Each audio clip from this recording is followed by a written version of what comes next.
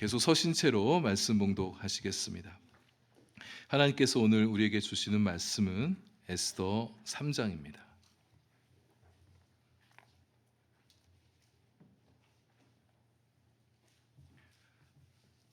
구약 성경 752면 에스더 3장 말씀 봉독은 1절부터 11절까지 하겠습니다. 우리 한 절씩 교독하시고 마지막 절 함께 읽죠. 그 후에 아하수에로 왕이 아각 사람 함무다다의 아들 하만의 지위를 높이 올려 함께 있는 모든 대신 위에 두니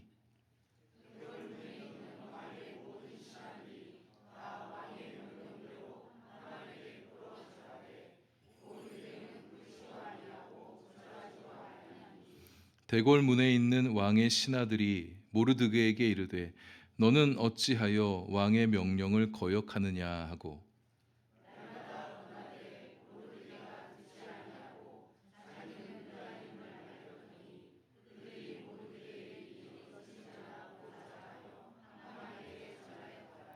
하만이 모르드게가 무릎을 꿇지도 아니하고 절하지도 아니함을 보고 매우 노하더니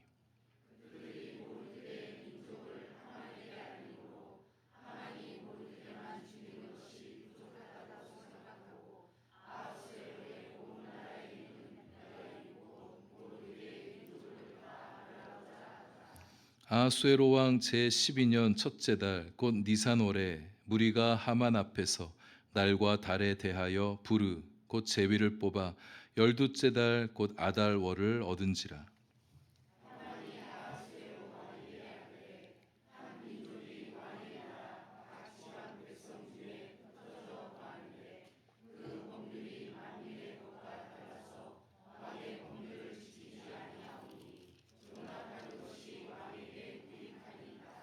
왕이 옳게 여기시거든 조서를 내려 그들을 진멸하소서.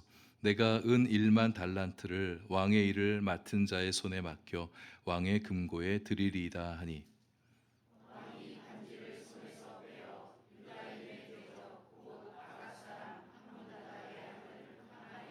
함께합니다. 이르되 그 은을 내게 주고 그 백성도 그리하노니 너의 소견에 좋을 대로 행하라 하더라. 아멘. 기도하겠습니다. 하나님, 이제 말씀 들으려 합니다. 주님 말씀이 우리 심령 깊은 곳까지 들어오게 하시고 그 말씀 힘입어 우리 영혼과 우리의 삶이 새로워지는 은혜를 입게 해 주옵소서. 악한 힘이 역사하는 세상 한복판에서도 두려움 없이 담대한 믿음이 될 말씀 우리에게 들려 주옵소서. 예수님 이름으로 기도합니다. 아멘. 영화나 드라마, 소설 같은 것을 보면 선한 주인공들 외에 빌런이 등장해서 이 긴장감을 고조시키고 이야기를 풍성하게 또 재밌게 이야기를 엮어가는 것을 보게 됩니다. 역사적 사건에도 악인들이 등장해서 영화 같은 서사를 만들어내기도 하죠. 그래서 종종 역사 이야기가 영화나 드라마의 문학 작품의 소재가 되기도 합니다. 에스더에서도 빌런이 등장하면서부터 이야기가 점점 더 흥미진진해지는데요. 근데 빌런도 어지간해야지 이렇게 악할 수 있을까 싶습니다. 그 사람은 다름 아닌 하만입니다. 1절에 하만에 대한 소개가 나오고 있는데요. 이 사람은 당시 페르시아 제국의 권력 2인자였습니다. 신하가 오를 수 있는 권력의 계단의 최정점에 올라 있었던 사람이었습니다. 근데 이 하만이 그렇게 권력을 획득하게 되어지는데 나라를 위해 어떤 대단한 공을 세웠다든지 왕의 총애를 꾸준히 받아왔던 그런 탁월한 신하였다든지 다른 신하들이나 백성들로부터 존경과 신임을 받아와서 자연스럽게 2인자의 자리에 오르게 되어진 것 같아 보이진 않습니다. 2절에 모든 신하들이 다 하만에게 무릎을 꿇고 절했다 이렇게 얘기하고 있는데 사실 고대 중근동 지방에서는 왕뿐만 아니라 자신보다 지위가 높은 사람 앞에 무릎 꿇어 절하는 일이 사실 흔히 있는 일이었습니다. 따라서 제국의 제2인자가 된 하만에게 다른 신하들이 절하는 것은 사실상 이상한 일은 아닌 건데요. 근데 이 과정에서 왕의 명령이 개입하는 것을 보게 됩니다. 직급이 낮은 신하들이 하만에게 절하는 데 있어서 명령까지 해야 했다는 것은 우리가 아마도 여기서 하만의 지위 상승이 좀 급격하게 이루어진 것은 아니었는가. 따라서 다른 신하들의 반발이 적지 않게 있었었다. 이렇게 추론해 볼 수가 있습니다. 그래도 지위가 높은 것은 사실이고 왕의 명령도 있으니까 왕의 신하라면 하만에게 꿇어 절하는 것이 마땅하고 당연한 일인데요. 신하들 가운데 하만에게 절하지 않는 한 사람이 있었죠. 에스더 역사 드라마의 남주, 우리 남자 주인공이라고 할 수 있는 모르드게이죠. 4절에 왕의 신하들이 하만에게 와서 절하지 않는 하만에게 절하지 않는 모르드게에게 와서 날마다 권했다고 얘기하고 있잖아요. 뭐 절하라고 권한다는 거잖아요. 모르드게 자기가 뭔데 우리들도 절하는데 자기는 꿋꿋하게 저렇게 도도하게 절하고 있지 않나. 그게 못마땅해서 그럴 수도 있을 것이고, 또는 하만에게 대단한 충성심을 바치는 신하들일 수 있습니다. 자기가 충성하는 사람이 있는데 그에게 감히 충성하지 않는 신하가 있다니 그를 굴복시켜야 마음이 시원해질 만한 그런 신하들이었던 거죠. 왜 모르드게는 하만에게 절하지 않았었을까? 하만의 급격한 신분 상승에 모르드게가 질투하거나 시기했다? 이렇게 보기는 조금 어려울 것 같아요. 근데 그렇게 볼 수 있는 여지가 없는 건 아닙니다. 앞에 2장 말미를 보게 되면 모르드게가 왕 암살 음모를 저지시키고 왕을 살려낸 엄청난 사건이 있었는데, 그런 일을 하고 난 다음에 모르드게가 받았던 보상이 없었어요. 어떤 관직도 받지 못하고 6장 3절에 보면 그 얘기가 그대로 나오고 있습니다. 자기는 그랬는데 하만이라는 사람이 어느 순간 높은 권력을 받게 된 것이 질투심이 나서 내가 저 사람한테 절하기가 싫어, 이런 마음으로 절하지 않았었을까. 근데 모르드게의 어떤 인물됨이 그 정도 수준은 아니었다, 이렇게 볼 수 있을 것 같고요. 그럼 왜 모르드게는 남들 다 하는 절을 자기는 하지 않았었을까? 4절에서 힌트가 얻어집니다. 자꾸 권하는 신하들에게 자기가 유다인이다 이렇게 얘기를 하잖아요. 모르드게가 유대인이어서 절하지 않았구나. 우리가 지난주에 함께 좀 살펴봤지만 이스라엘 족속과 아말렉 족속은 오랜 숙적 관계였다고 말씀을 드렸습니다.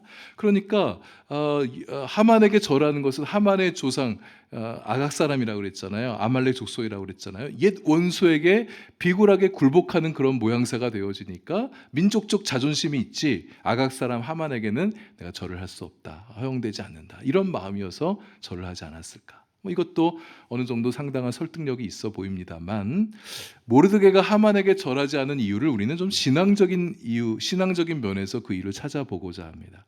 모르드게가 유대인이었다. 그러니까 여호와 하나님 외에는 그 누구도 신적 경배의 대상이 되지 않았다는 거예요. 하나님 외에 다른 신에게 우상에게 절하는 것은 1계명, 2계명을 범하는 죄가 되어지잖아요. 철저한 유대인인 모르드게로서는 하나님 아닌 다른 존재에게 절하는 것이 허락되어지지 않았던 것입니다.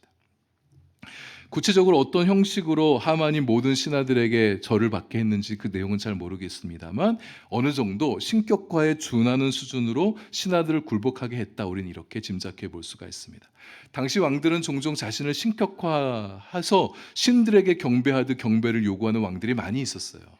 근데 하만이 권력에 도취되어서 아랫사람이 윗사람에게 하는 인사 수준이 아니라 모든 신하들이 왕에게 하듯이 또는 신에게 하듯이 그렇게 자기에게 절하도록 강요했기 때문에 모르드게가 이 하만에게 절을 할 수가 없었던 것이다, 이렇게 이해하는 것이 좀 타당해 보입니다.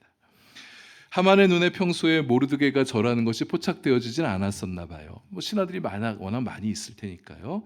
날마다 권했던 신하들이 자꾸 권하는데도 말을 듣지 않자 이제 기분들이 나빠졌습니다. 그래서 하만에게 가서 좀 모르드게가 당신에게 절하지 않습니다, 고자질을 하게 되죠. 그 말을 듣고 이제 봤어요. 지켜봤나 봐요. 그랬더니 모르드게가 진짜 자기에게 절을 하지 않는 거예요. 그것을 보고 매우 분했다, 매우 노했다, 이렇게 얘기하고 있습니다. 기분 나쁠 수 있죠. 그렇지만 죽일 마음까지 품는 것을 보게 되어지면 이 하만이 대단히 권력에 심취되어 있었구나, 권력에 상당히 도취되어 있었던 사람이구나 라는 것을 보게 되어집니다. 권력을 사유하는 사람의 특징이죠. 권력을 세상을 위해서 사용하지 않고 다른 사람들을 이롭게 하는 힘과 도구로 쓰지 않고 자기 자신을 위해서 이 권력을 이용하는 사람들의 전형적인 특징입니다. 자기 뜻대로 되지 않으면 분노하는 거예요. 자기 말을 따르지 않고 자기에 굴복하지 않으면 힘으로 누르려고 합니다. 지위를 강등시키든 모함을 하든 거짓말을 유포시키든 어떻게 해서 수세에 몰리게 해서 어떻게든 자기 앞에 무릎을 꿇게 하는 거예요. 그렇지 않으면 직성이 풀리지 않습니다. 자기의 무릎 하나님 앞에 제대로 꿇고 있는가는 살피지 않고 그저 다른 사람들 자기 앞에 무릎 꿇는 일에만 신경을 쓰는 사람인 거죠. 권력을 자기를 위해서 획득하고 자기를 위해서 쓰는 사람이 지도자가 되면 그 공동체는 상당히 불행합니다. 권력 자체의 속성상 다른 사람을 지배하게, 통제하게 되어지고 다른 사람을 자기 뜻대로 사람을 움직이려는 의지가 발동되어지게 됩니다.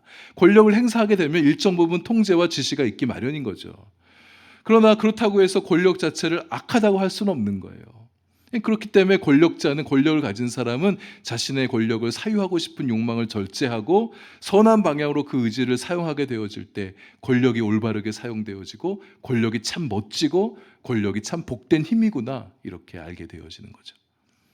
악한 사람이 자기 욕망을 위해서 권력을 이용하는 사람이 권력을 손에 쥐게 되면 나라가 어떤 꼴이 되는지, 기업은 어떻게 되어지는지, 그룹은, 단체는 어떻게 좋지 않은 방향으로 흘러갈 수 있는지를 우리는 하만을 통해서 보게 되어집니다. 또 사실 우리가 살아가는 이 세상에서 그런 일들을 많이 보게 되어지죠. 권력을 잡은 사람이 나쁜 사람일 경우 잘못된 권력을 사용하게 되어지면 그 방향이 얼마나 안 좋게 흘러갈 수 있는지 우리는 이 세상을 살아가면서 충분히 겪고 있는 일입니다. 권력이 좋은 사람들의 손에 들어갈 수 있도록 우리가 기도해야 돼요. 좋은 사람이 권력을 잡게 되어지면 세상이 좋아지게 되죠. 크던 작던 그룹과 공동체의 지도자에게는 권력이라는 것이 생기기 마련입니다.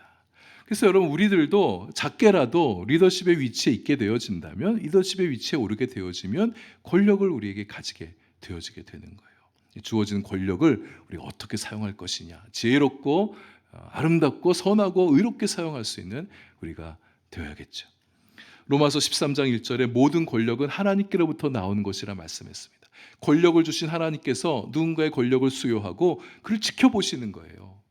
권력을 남용하여 하나님의 눈살을 찌푸리게 한다면 주셨던 권력 얼마든지 다시 가져가실 것입니다. 다른 사람의 손에 건네주실 거예요. 권력에는 책임이 따릅니다.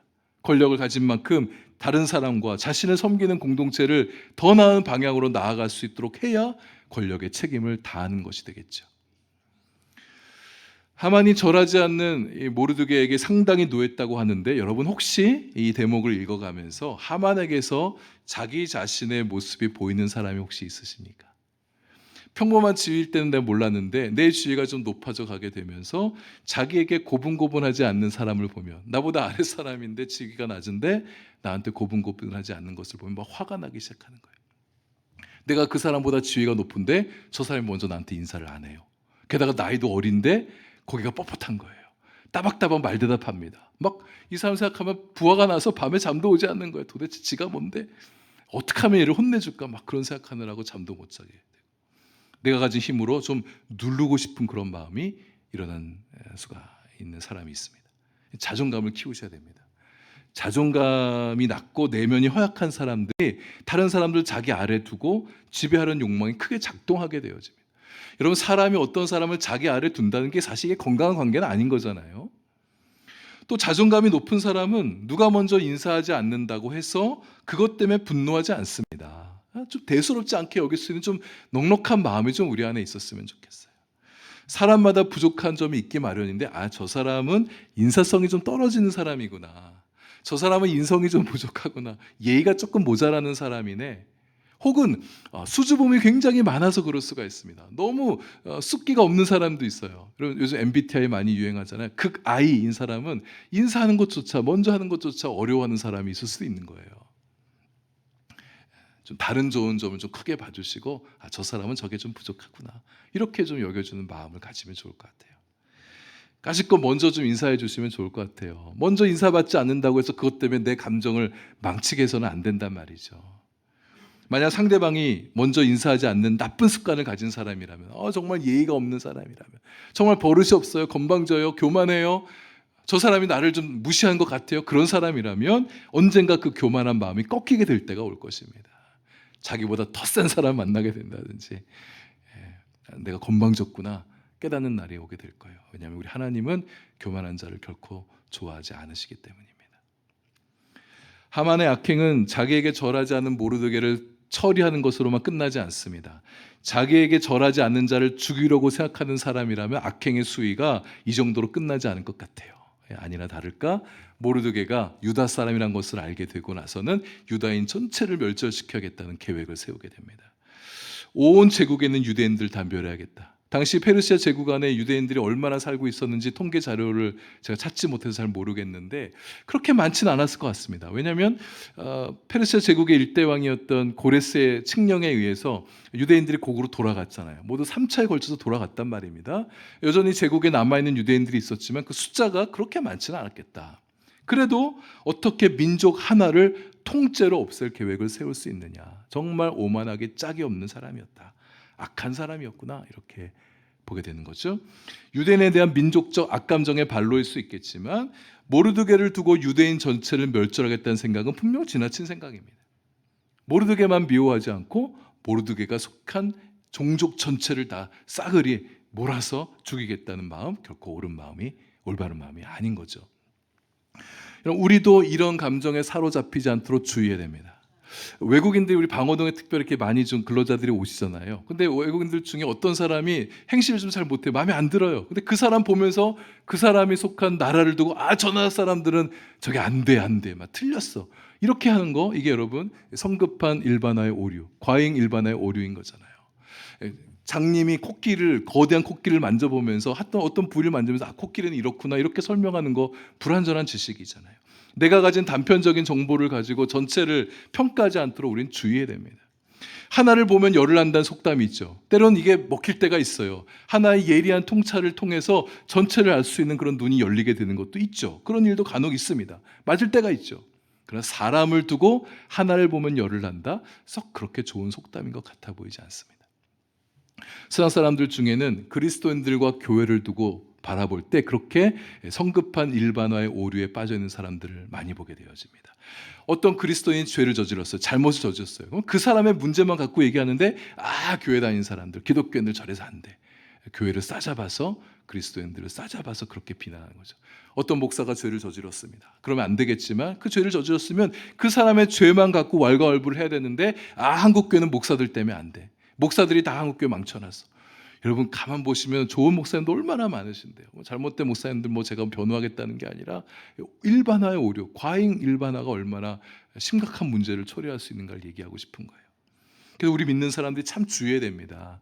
누군가 교회를 싸잡아 비난하는 사람 만나게 되면 잘 설명도 해주실 필요가 있을 것 같아요. 오해하고 그 잘못된 오해를 가지면 안 되잖아요. 근데 나은 사람의 잘못된 행동이 교회 전체의 비난으로 이어질 수 있다는 것을 염두에 두고 나의 잘못으로 인해서 우리 주님의 영광이 가려질 수 있다는 사실을 생각하면서 대단히 주의를 기울일 필요가 있겠다. 하지만 세상이 교회를 싸잡아 비난하는 것은 악의적인 태도를 가지고 교회를 비난하는 것은 사실 옛부터 계속해서 이어져 내려온 일입니다. 잘못하는 그리스도인과 교회를 제가 변호하자는 뜻이 아니고 다만 세상이 교회를 공격하는 그 배후에 어둠의 세력이 있다는 사실을 우리가 알고 가자는 거예요. 사탄이 교회를 세상을 이용해서 사람들 이용해서 교회를 핍박하고 교회에 흠집을 내고 기독교 신앙을 폄훼하여서 예수 믿는 사람이 늘어가는 것을 지속적으로 방해하고 있다는 거죠. 그러니 교회에 대한 세상의 공격에 우리 너무 예민하게 반응하지 않으셨으면 좋겠어요. 두려워하지 않았으면 좋겠습니다. 하나님 나라가 온전히 도래할 때까지 사탄은 계속해서 그렇게 세상의 힘과 사람들을 이용하여 교회를 핍박하고 교회와 믿는 자들을 향한 공격을 그치지 않을 것입니다. 악의 세력은 우리 주변 사람들 안에 잠재해 있습니다. 세상 문화 속에도 잠복해 있습니다. 기회가 되면 튀어올라서 우리 믿는 자들을 교회를 괴롭히고 핍박할 것입니다. 두려워하지 말고 담대하셨으면 좋겠어요. 세상 끝날까지 이 영적 싸움은 끝이지 않을 것입니다. 우리 신앙생활의 일부입니다. 우리 신앙 여정은 기본적으로 본질적으로 우리 주님과 함께 동행하는 행복하고 즐거운 여행이에요. 그러나 이 영적 싸움이 그 행복한 여정 중에 있다는 사실을 우리가 놓쳐서는 안 됩니다. 내 죄와 싸워 이기는 영적 싸움이 우리 안에 있는 거예요. 교회에 대한 공격에 영적으로 약해지지 않으려는 싸움이 우리 안에 있습니다. 악을 악으로 맞서는 것이 아니라 선으로 악을 이기려 하는 영적 싸움이 우리 안에 있는 거예요. 그 싸움을 잘 감당해 나가실 수 있는 우리가 될 수 있기를 바랍니다. 하만이 유대인들 몰살 계획을 세웁니다. 무척 오만하고 교활해요. 그의 오만함은 7절에서 나타나고 있습니다. 아수에로 왕의 윤호도 받기 전에 유대인들 몰살할 날짜를 자기가 이미 정해요. 아수에로 왕 12년 1월에 유대인 몰살할 제비를 뽑습니다. 언제 유대인들을 죽이면 좋을까? 신의 뜻을 물으려고 했던 거겠죠. 제비 뽑힌 날짜는 12월, 정확히는 12월 13일이 되죠. 제비 뽑기를 뜻하는 단어가 부르라는 말이에요. 히브리어 단어가 부르인데, 돌을 던져서 돌이 의미하는 것들을 신의 뜻으로 이렇게 받아들이는 그런 의미를 갖는 제비 뽑기죠. 근데 이 부르라는 단어에 운명이라는 뜻이 내포되어 있어요. 그렇게 해서 나온 결정된 것은 이건 신의 온전한 뜻이다, 이대로 해야 된다, 이런 마음들을 갖게 된다는 거죠. 근데 1월에 제비 뽑았는데 제비법에서 결정된 날짜가 12월이에요. 그러면 유대인을 몰살시키는 것을 무려 11개월이나 기다려야 된단 말입니다. 하만 같은 성정의 사람이라면 이 날짜를 기다리는 게 쉽지 않을 텐데 기다리기로 해요. 아마도 그 기간 동안에 잘 철저하게 준비해서 한번 유대인들 다 몰살시키겠다, 철저히 준비할 시간 갖겠다, 이런 뜻인지 모르겠어요. 근데 저는 이 제비뽑기에도 하나님의 개입이 있었다, 이렇게 보여집니다. 거의 1년에 가까운 시간들을 지연시키면서 유대인들이 그날을 대비할 시간을 갖는 거죠. 하만의 음모를 분쇄시킬 수 있는 시간을 벌게 해준 격이 됐다, 이렇게 볼 수 있겠습니다. 하만의 입장에서는 11개월이 상당히 길 수 있는데, 이런 성정의 사람이면 신의 뜻이라고 하더라도 그걸 얼마든지 뒤집을 수 있는데, 그렇지 않았던 것은 이 사람이 진짜 오만한 사람이구나, 이렇게 보여집니다. 유대인들을 만만하게 본 거예요. 이제 왕의 제가까지 받게 되어지면 그 사이에 자기의 뜻을 번복시킬 만한 그 어떤 일도 이 11개월이라는 긴 시간 동안 일어나지 않을 거야 라는 오만한 마음이 하만에게 있었던 것이 아닌가 싶습니다. 하만의 교활함은 8절과 9절에서 나타납니다. 아수에로 왕에게 허락받기 위해서 보고를 하는데 아주 교묘해요. 유대인이라고 특정해서 말하지 않고, 그렇게 말하게 되면 이 아수에로 왕도 주저하게 되어집니다. 왜냐하면 왕후가 유대인이잖아요. 유대인이라고 특정하지 않고 어떤 민족이 있는데 그들이 왕의 법률을 따르지 않는다고. 아주 위험한 민족입니다. 이대를 그냥 두게 되면 제국에 해를 끼치게 될 것이고 국익에 아무런 도움이 되어지지 않을 것입니다. 이런 민족이라면 그냥 멸절시키는 게 왕의 통치를 위해서도 좋습니다. 이렇게 얘기하게 되는 거죠. 국익을 위한 일이라고 보고해서 유대인에 대한 편견을 갖도록 호도하는 것입니다. 그리고 왕을 돈으로 매수하게 되죠. 조서를 내려주시면 은 1만 달란트를 드리겠습니다. 이게 이거 유대인을 멸절시키는데 돈이 들 수도 있단 말이에요. 그리고 이 왕의 재정, 왕에게 돈을 갖다 주겠다고 얘기하니까, 왕의 법률을 따르지 않는 민족이라면 멸절시키는 게 좋을 것 같은데 자기 손에 피 하나 묻히지 않고 하만이 나서서 해주겠다고 얘기하고, 게다가 돈까지 주겠다고 말하니까 마다할 이유가 없는 거예요. 흔쾌히 허락하죠. 반지를 손에서 빼어서 하만에게 건네줍니다. 하만의 뜻대로 진행하라는 거예요. 하만이 속히 움직입니다. 왕의 이름으로 조서를 쓰고 왕의 반지를 찍어서 조서를 발행하죠. 12월 13일 유대인 멸절의 날이다. 모든 유대인들 다 제국에 속한 누구를 막론하고 다 죽이고 그들의 재산을 몰수하라는 그런 조서를 유포하게 되는 거예요. 난리가 났겠죠. 13절에 보시면 역졸들이 이 조서를 들고 각 지방에 전달합니다. 여기 말하는 역졸은 파발꾼을 얘기하는 거예요. 이 페르시아 제국의 파발꾼 시스템이 굉장히 잘 돼 있었다고 얘기합니다. 문헌에 보면은 날아다니는 새들보다 더 빨리 파발꾼이 전국에 조서를 반포했다, 이런 기록이 있어요. 시스템이 잘 돼 있었던 우편 시스템, 이렇게 파발꾼을 이용하는 우편 시스템이 잘 돼 있었던 그런 나라였던 것 같아요. 그렇게 시간이 오래 걸리지 않았을 것입니다. 15절에 그때의 상황이 잘 묘사를 해주고 있어요. 조서를 배포하게 파발꾼이 움직이는데 급히 서두르고, 수산성 주민부터 아무래도 보게 되겠죠. 왕과 하만은 앉아서 권력에 취해서 먹고 마시고 즐기고 있는 동안에 수산성은 어지러웠다, 이렇게 얘기하고 있습니다. 하만이 얼마나 속으로 쾌재를 불렀을까. 그 마음에 안 들었던 모르드게 이제 처치해버리고, 눈에 가시였던 유대 민족도 이제 다 없애버릴 수 있겠구나. 그리고 벌벌 두려워 떠는 그 모르드게의 모습을 상상하면서 속으로 얼마나 음흉한 미소를 지었을까, 이런 생각도 좀 해보게 돼요. 수산성은 어지럽더라. 하만은 좋아 죽을지 몰라도 세상은 어지러운 거예요.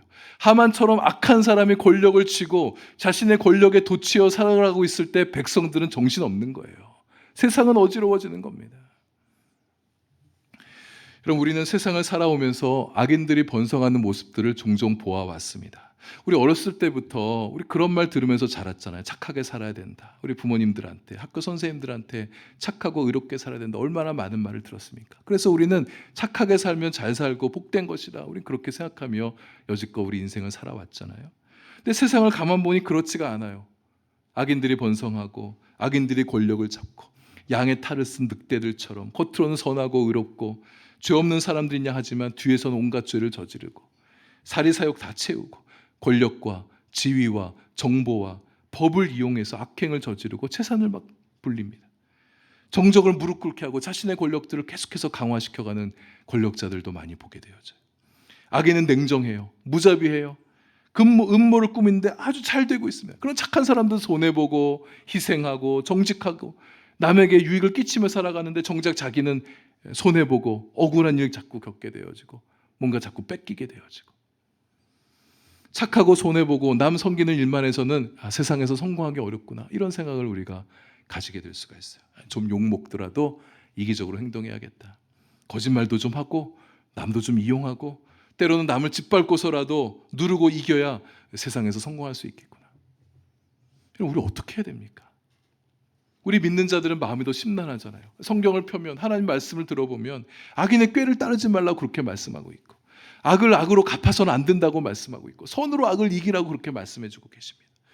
네, 좋아요. 그렇게 말씀에 순종하게 되면 내 주변에 뭔가 선한 일들이 막 일어나야 되지 않겠습니까? 그래야 하나님 말씀이 진리니까 이 말씀대로 살면 되겠네. 그런 자신감도 좀 가질 수 있을 것 같은데 현실은 그렇지 않아 보입니다.